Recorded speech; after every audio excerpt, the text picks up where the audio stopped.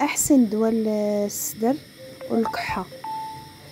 كتاخدي واحد 4 ولا 5 ديال الضريصات ديال الثومه والزيت البلديه. درت هنا نص كاس. قلي ديك الثومه، بقاي تقلبي فيها من هنا ومن هنا ومن هنا حتى تدخلها الطياب.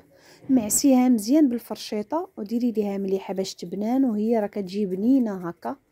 واعطيها لهذاك السيد ولا السيده اللي مريضه. والله العظيم انا عطيتها لامي.